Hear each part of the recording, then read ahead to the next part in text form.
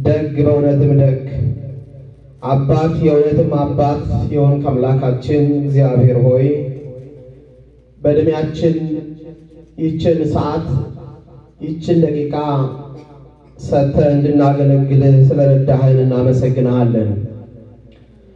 ለአባቶቻችን ጥበቡን ምስጢሩን ዕውቀትን እንደተገለጥክላቸው ሁሉ ለኛም ጥበቡን ምስጢሩን እንድትገልጽልን እንለምንሃለን። በአንድ ልጅ በጌታችንና በአምላካችን በመድኃኒታችን በኢየሱስ ክርስቶስ ላንተ ያለ ክብር ላንተ ይገባል። ከእርሱም ጋራ ከመንፈስ ቅዱስም ጋር ዛሬም ዘወትርም ለዘላለሙ አሜን። ዓይናቸውም ተገለጠና አወቁት። ዓይናቸውም ተገለጠና አወቁት። የሉቃስ ወንጌል ምዕራፍ 24 ቁጥር 31 እንደ ሰማይ ሥርዓት የእግዚአብሔርን ቤተ መቅደስ በፍቅር የምታገለግሉ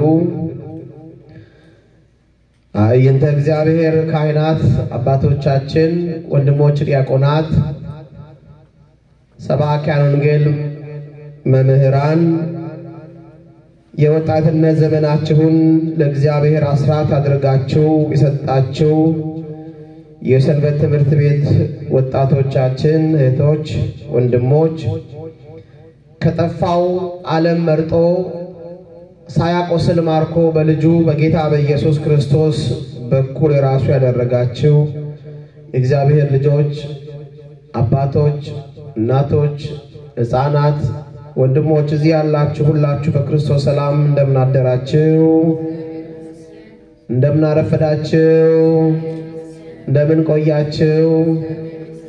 ምስጋና የባህሪ ገንዘቡ የሆነ የአባቶቻችን አምላክ ጌታ እግዚአብሔር ክብርና ምስጋና ለስሙ ይሁን። ክርስቶስ ተንሥአ እሙታን አሰሮ ለሰይጣን ሰላም ኮነ። ሰላምና ፍስሐ በምድራችን በሀገራችን በቤተ ክርስቲያናችን በሁላችን ላይ ለዘላለም ጸንቶ ይኑር። ማምላክ ድንግል ማርያም ጣዕሟ ፍቅሯ እናትነቷ ጻድቃን ሰማዕታት መላእክት ሐዋርያት የሁሉም በረከታቸው ይደርብን። ዛሬ ሶስተኛ የትንሣኤ ዕለት ነው ያለነው። በዚህ ዕለት እንደ አዲስ ለትንሣኤው ነው የምንነጋገረው።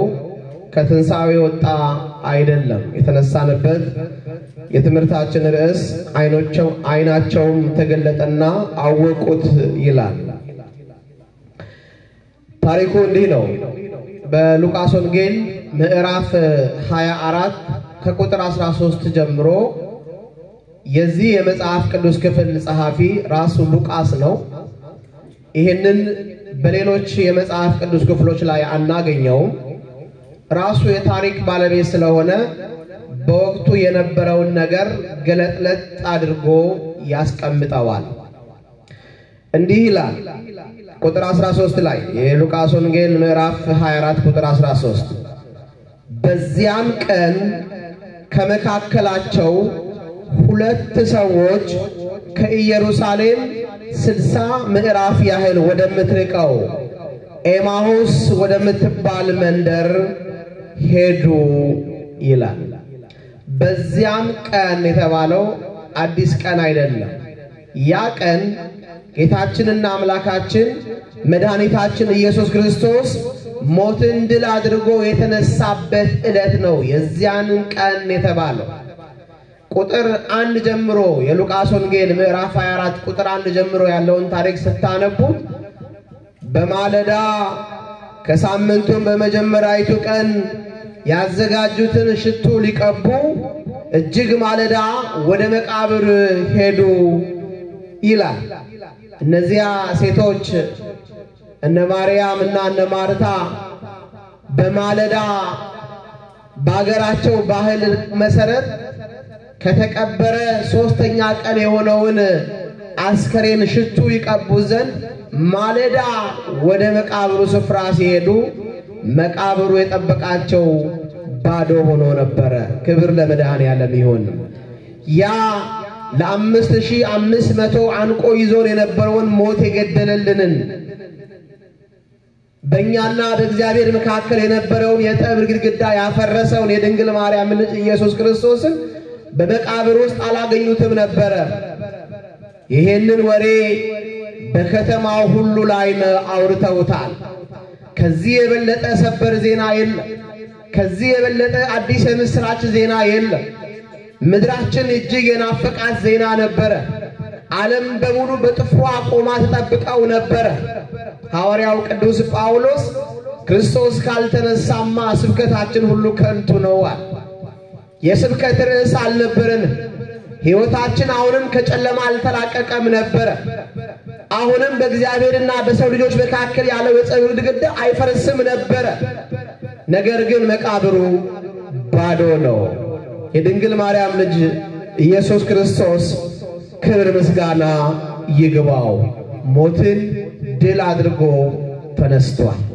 ይሄ ወሬ በከተማ ሁሉ ላይ ተወርቷል። ኢየሩሳሌም ተደናግጣለች። የእርሱ የሆኑ ሰዎች በደስታ የእርሱ ያልሆኑ ሰዎች ደግሞ በጥላቻ ከተማው ሁሉ ስለ ኢየሱስ ያወራ። ምን ያህል መታደል ነው! ሁሉ በአንድነት ቢያወሩለት ደስ ይል ነበር።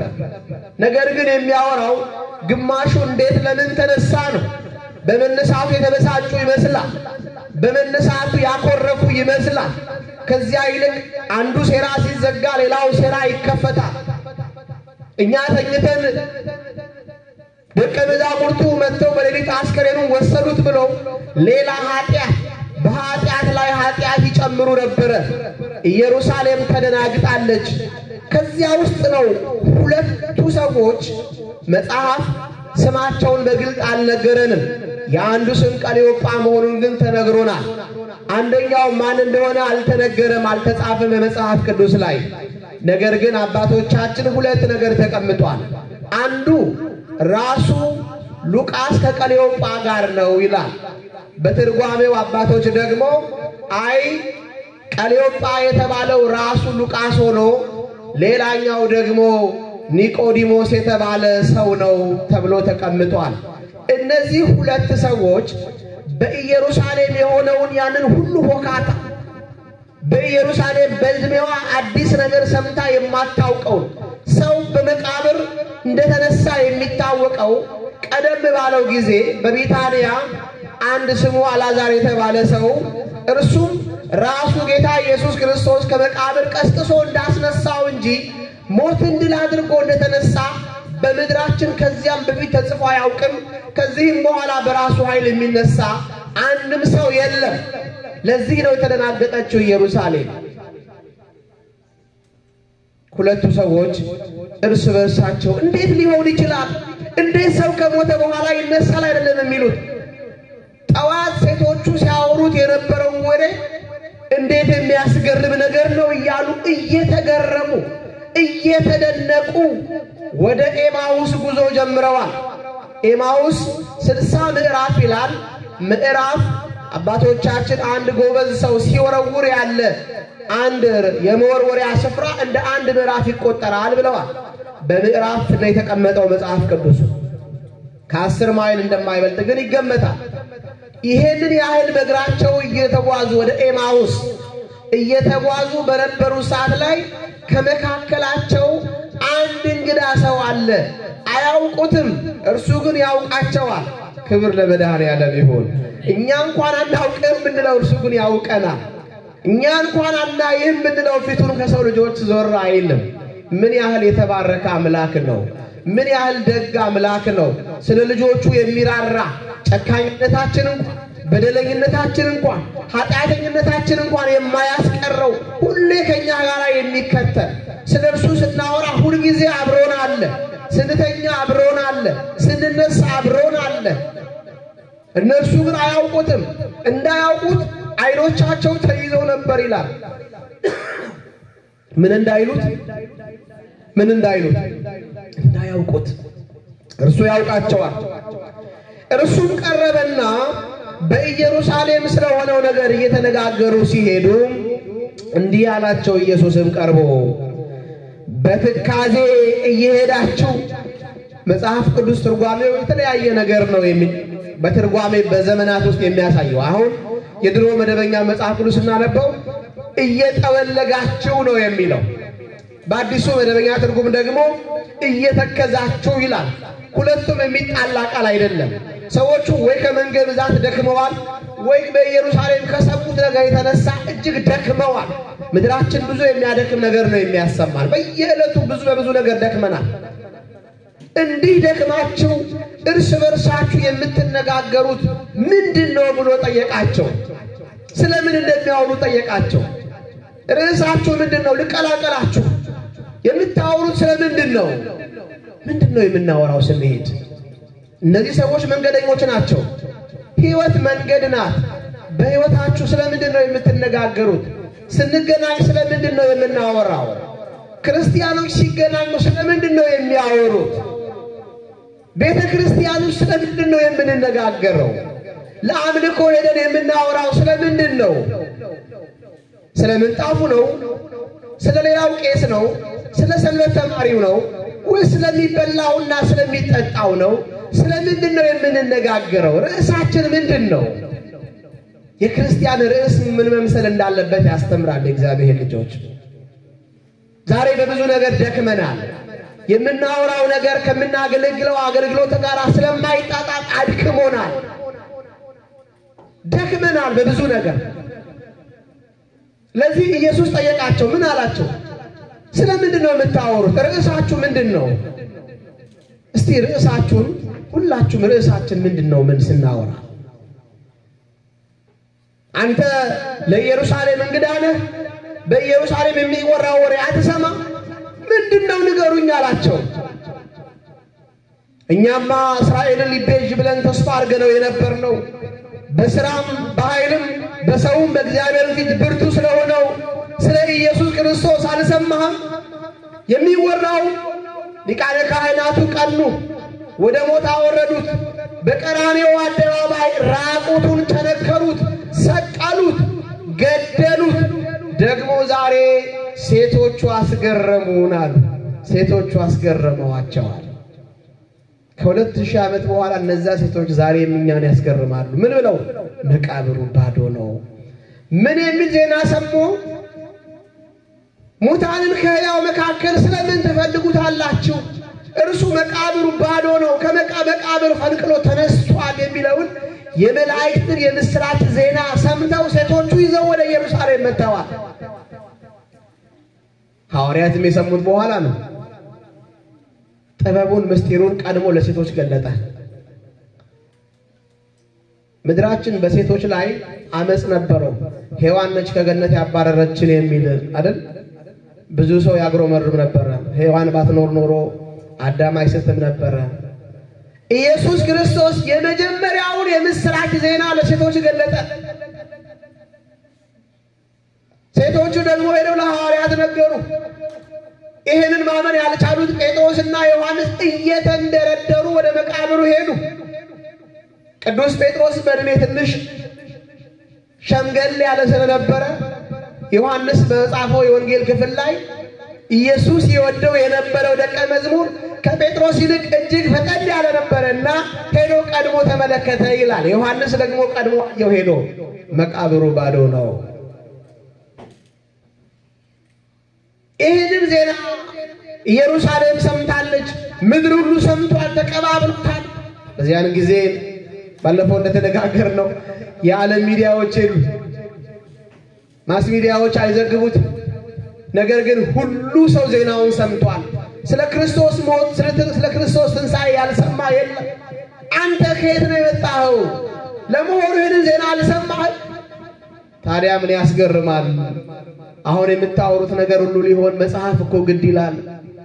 እያንዳንዱን ነገር ከኦሪት ጀምሮ ሙሴ ከጻፈው ከኦሪቱ ጀምሮ እያንዳንዱን ነገር እየተረጎመ ያስተምራቸው ጀመረ።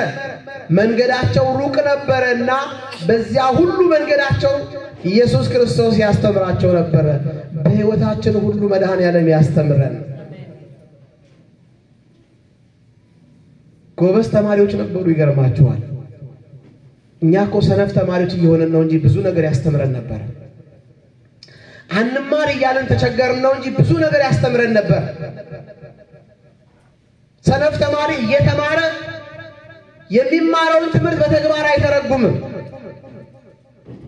መጨረሻ ላይ ነው ጎበዝ ተማሪዎች እንደሆኑ ያወቅነው። ምን ሲሉ ልባችን ይቀልጥ ነበር ይላል። የእርሱ ቃል ልብ ያቀልጣል። የእግዚአብሔር ልጆች ጌታ ሲናገር ልብ ያቀልጣል።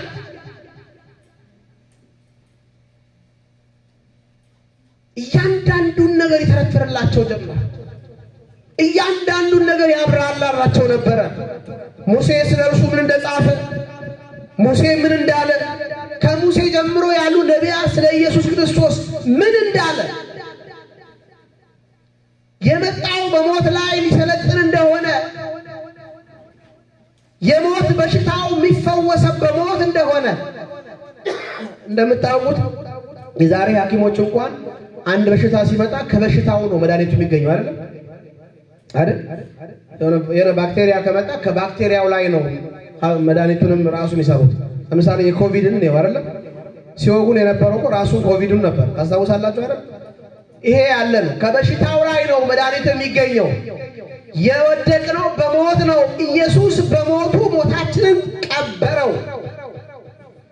ከበሽታው ላይ ነው መድኃኒቱ የተገኘው። ኢየሱስ ክርስቶስ ሞትን ሞቶ ነው ሞት ዳግመኛ በሰው ልጆች እንዳይሰለጥን ያደረገው። ከዚህ በኋላ በአዳም ሞት ማናችንም አዳም እንዲህ ስላደረገ ነው ሔዋን እንዲህ ስላደረገች ነው የሚል የለም። ሞትን ሳቀየው፣ ሞትን ገደለው። ለዚህ ነው ነብዩ ሆሴዕ ሞት ሆይ መውጊያ የታለ፣ ሲኦል ድል መንሳትስ ወዴት ነው ብሎ የተናገረው። ከዚህ በኋላ ሞት አይሰለጥንም።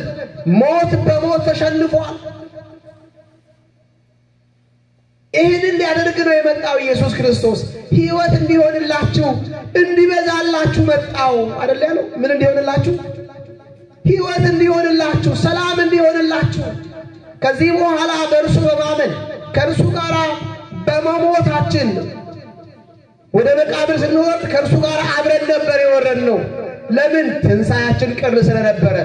ዛሬ የክርስቶስን ትንሣኤ ብቻ አይደለም እኮ የምናከብረው እግዚአብሔር ልጆች፣ የሰው ልጆችን ትንሣኤን ጭምር ነው። ትንሣኤው የክርስቶስ እኮ አይደለም። እሱ ሞት የሚስማማው እኮ አልነበረም። በባህሪው ሕያው የሆነ አምላክ እኮ ነው። ሕያው የእግዚአብሔር ልጅ የማይሞተው እርሱ ሞተ። በቅዳሴው ላይ ታላቁ ዲዮስቆሮስም እንዲህ ያለው የማይሞተው እርሱ ሞተ። ሞት በባህሪው የማይስማማው የኛን የሰው ልጆችን ሥጋ ከሥጋችን ሥጋ ነስቶ ከነፍሳችን ነፍስ ነስቶ እንደኛ ፍጹም ሰው ደግሞ ፍጹም አምላክ ሆኖ በተዋህዶ ሞታችንን የሞትን ጽዋ ተጎነጨ ስለኛ። ክብር ለመድኃኔዓለም ይሁን። ይሄ ሁሉ የሆነው ስለኛ ነው። ይሄ ሁሉ መከራ የሆነው ስለኛ ነው። ይሄንን እያሰብን ዕለት ዕለት የምንነጋገር ከሆነ አበጀ። ዛሬም ያ የቀራንዮ ትልቁ ትዕይንት በፊታችን ላይ አማናዊ ሆኖ እየታየን መሆን አለበት። የክርስትና መኖሪያውም መቋጫውም ይሄ ስለሆነ ምንድነው እያደረግን ያለነው? ጉዟችን ላይ ምንድነው እየተነጋገርን ያለነው? ስለምንድነው እየተግባባን እያወራን ያለነው? ለመሆኑ እየተግባባን ነው? ለመሆኑ እየተስማማን ነው? ጌታ ሲናገር እየሰማን ነው? የምናወራውና የምንሆነው እየተስማማልን ነው? ስለምንድነው የምናወራው? ሕይወት በብዙ አድክማናለች። ሕይወት በብዙ አጣውልጋናለች። ምድራችን ላይ የምንሰማው ነገር በሙሉ ጥላቻው፣ አድማው፣ ተንኮሉ፣ ምቀኝነቱ፣ አንዱ አንዱን መጥለፉ፣ ማሳደዱ፣ አብያተ ክርስቲያናትን ብቻ ክርስቲያኖችን ማሳደድ፣ መግደል፣ ማጥፋት፣ በአንዱ ላይ በሞቱ ላይ ለመዝፈንና ደስታን ለመጎንጨት መሳት። ስለምንድነው እየኖርን ያለነው? ስለምንድነው እየሆንን ያለነው? አይኖቻችን ካልተከፈቱ ክርስቶስን ማየት አንችልም። ማን እንደሆነ የሚናገረው አያውቁም ነበር። ለመሆኑ የሚናገረው እናውቀው ይሆን? ማን ነው እየተናገረን ያለው? ማን ነው እየተናገረን ያለው? ሲናገር ልባችን እየቀለጠ ከሆነ ሲናገር እየገባን ከሆነ መንፈስ ቅዱስ ወደ ውስጣችን ሕያው ቃሉን እያስገባ ከሆነ አንድ ነገር ሊፈታ ተዘጋጅተናል ማለት ነው። ቋጠሮ ሊፈታ ነው ማለት ነው። ዛሬም እንደ ድንጋይ አለት ላይ እንደሚፈስ ውሃ የእግዚአብሔር ቃል እየነጠረ የሚመለስ እንጂ ወደ ውስጥ የማይገባ ከሆነ ከንቱ ድካም ነው፣ ከንቱ ማስቀደስ፣ ከንቱ አገልግሎት፣ ከንቱ የነጠላ ውዝዋዜ ብቻ። እስቲ ቆም ብለን ምንድነው እያደረግን ያለነው? ምንድነው እያገለገልን ያለነው? ማንን ነው እያገለገልን ያለነው? ስለምንድነው የሁሉ ድካም? ስለምንድነው የሁሉ ድካም? ትሩፋቱ ይሄንን መመለስ ከቻልን በእውነትም እየነገረን ያለው የድንግል ማርያም ኢየሱስ ክርስቶስ ያውቃል ወደ ልባችን እየገባ ነው ማለት ነው። አምልኮ ደግሞ ቆም ብሎ ማሰብ ይጠይቃል። አስተዋይ ሰዎችን ይፈልጋል። እንደ ሉቃስና እንደ ቀሌዮጳ ሲናገር አፋቸውን ከፍተው ያደምጡ ነበር። ስለሚሆነውና ስለሚመጣው ነገር ሲነግራቸው ልባቸው ይቀልጥ ነበር። ልባችን ሊቀልጥ ያስፈልገዋል። በሕያው ቃሉ የቀለጠ ልብ ያስፈልገናል። እንደ አለት ላይ እንደሚፈስ ውሃ እየነጠረ የሚመለስ ወደ ውስጥ አብዞርብ የሚያደርግ ሕያው ቃሉን የሚያስገባ ክርስትና ምንማረውን የምንሆነው መጽሐፍ ቅዱስ የነገረን ጥቂት ነገር ነው። በብዙ በትሩፋት ነው የምንጨምርበት። እግዚአብሔር በልጁ በጌታ በኢየሱስ ክርስቶስ የነገረን ጌታ እንዳውም ዮሐንስ ምንድነው ያለው? ጌታ ያደረገውን ሁሉን ጽፈን ቢሆን ምድር የመጻፊያ ወረቀት በምድር ላይ ያሉ ጽዋት ደግሞ የመጻፊያ ቀለም ቢሆን እንኳን አይበቃውም ነበር ይላል። ሁሉ አልተጻፈም። የተጻፈው ጥቂት ነው። ለብልህ ግን ጥቂት ብቻ ስለሚበቃው ነው። ይሄንን እየነገራቸው እነርሱ ማን እንደሆነ አላወቁትም ነበር። በኋላ አሁን ቀኑ ወደ መምሸት ደረጃ ደረሰ። እግዚአብሔር ከምሽት ይሰውረን፣ ከቀን ጨለማ ይሰውረን። ቀኑ መሸ። ዛሬ ብዙ ሰው ቀኑ መሽቶበታል። ብዙ ሕይወታቸው የመሸባቸው ሰዎች አሉ። እግዚአብሔር ብርሃኑን ይላክላቸው። ለምድራችን ነው የምንጸልየው። ገደብ የለውም ጸሎቱ። ለሰው ልጅ በሙሉ ሰላም ይሁን። ለሰው ልጅ በሙሉ ምሕረት ይብዛ። የልብ መሻት ይፈጸም። ኃጢአትን ብቻ ነው የማይስማማው።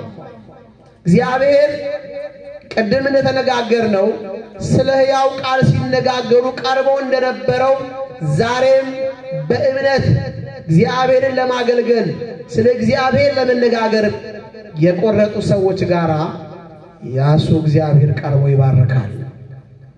አሁን ቀኑ መሽቷልና ያ ሰው እየራቃቸው ሲሄድ አይተው አይ ከኛ አትሂድ። ቁጥር 28 ላይ ሊሄዱበት ወደ ነበረችው መንደር ተቃረቡ። እርሱ ግን ይርቃቸው ጀመረ ይላል። እግዚአብሔር አይራቀን፣ እግዚአብሔር ይቅረበን። እርሱ የሚቀርብ የቅርብ አምላክ እንጂ የሩቅ አምላክም አይደለም። እኔ የሩቅ አምላክ አይደለሁም ብሎ ነግሮናል። ቀኑ እየመሸ ሲመጣ ግን እርሱ ምን እያላቸው ነው? እርሱ እየራቃቸው ነው። እርሱ የሚርቀን መቼ መሰላችሁ?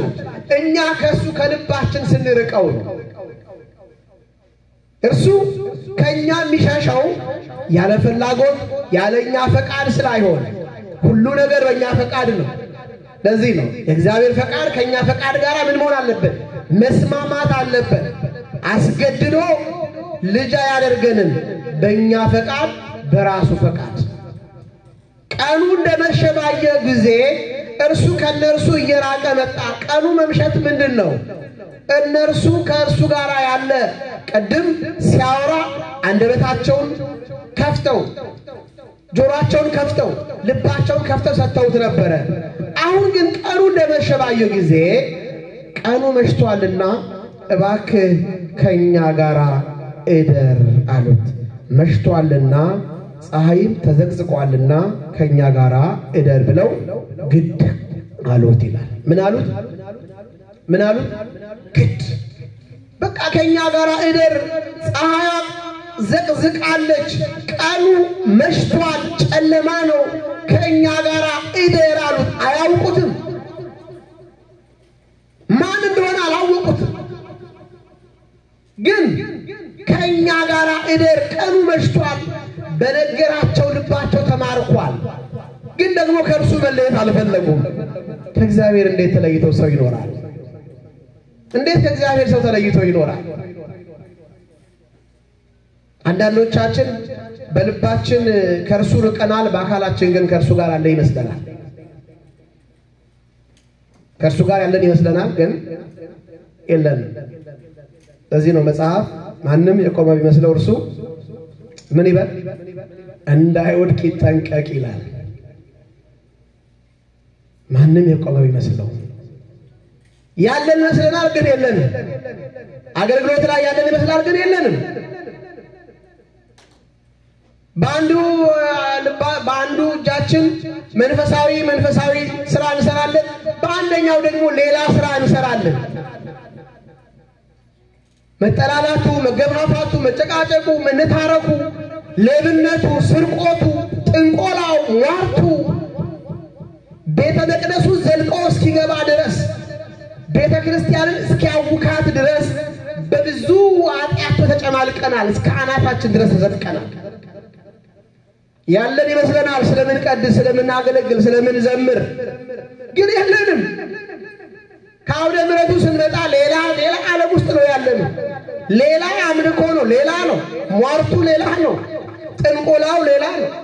እንደዚህ አይነት የተምታታበት ዘመን ላይ አይደረስን አይመስለኝም። ያለን ይመስለናል፣ የለንም። እርሱ እየራቀ ቀኑም እየመሸ መጣ።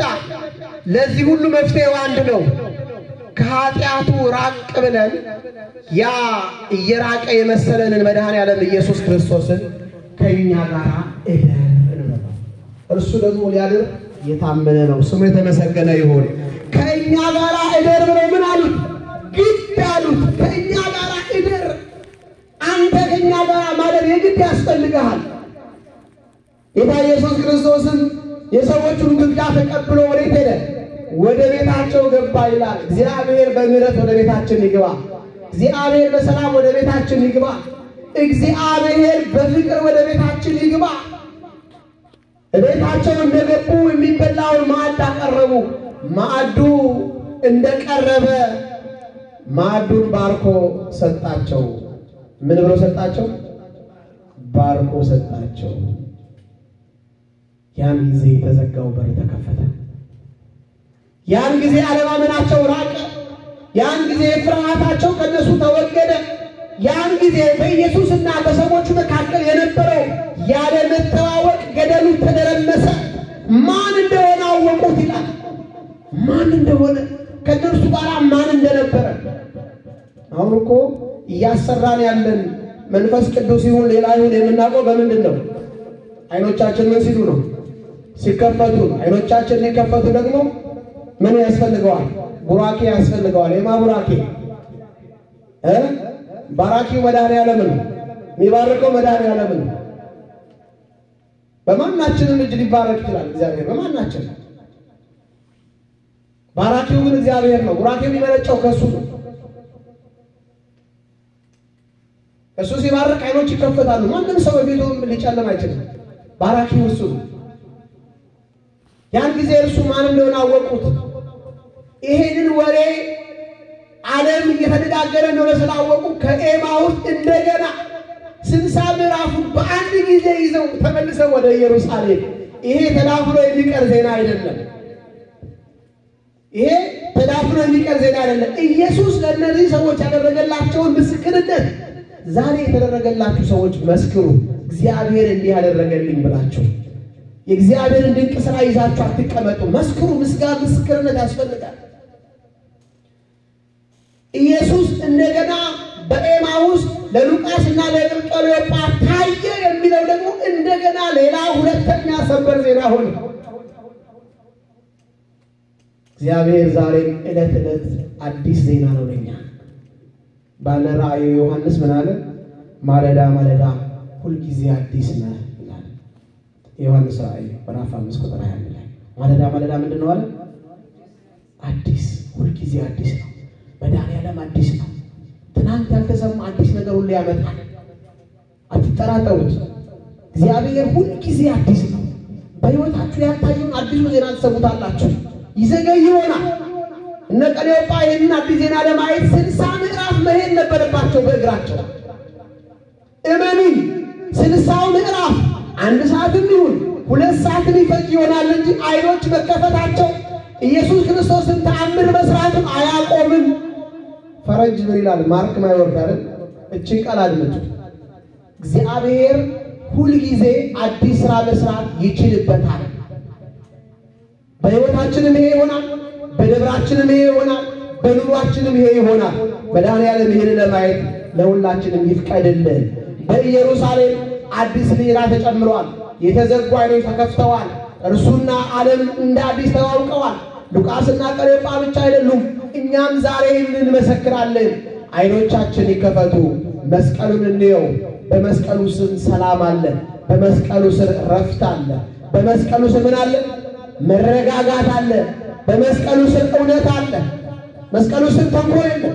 በመስቀሉ ስር ማጭበርበር የለም። ማንን እንዋሻለን? ሰውንስ እንዋሽ ይሆናል፣ እግዚአብሔር እንዋሻለን? በመስቀል ስር ጥንቆላ የለም፣ ሟርት የለም፣ መለያየት መከፋፈል የለም። መስቀል ሰላም ስለሆነ እግዚአብሔር አምላክ ለሁላችን በመስቀሉ ስር ማረፍን ያድለን።